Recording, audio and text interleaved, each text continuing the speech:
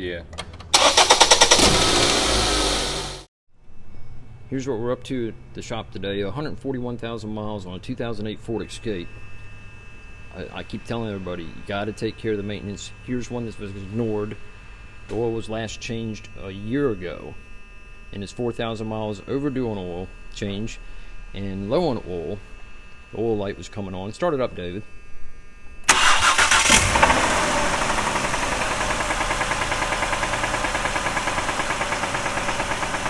Hear the knocking?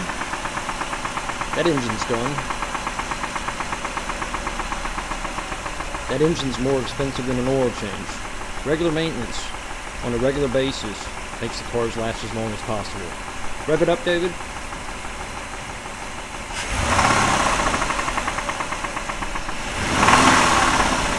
The only fix for this is to replace the engine, and that's more expensive than an oil change.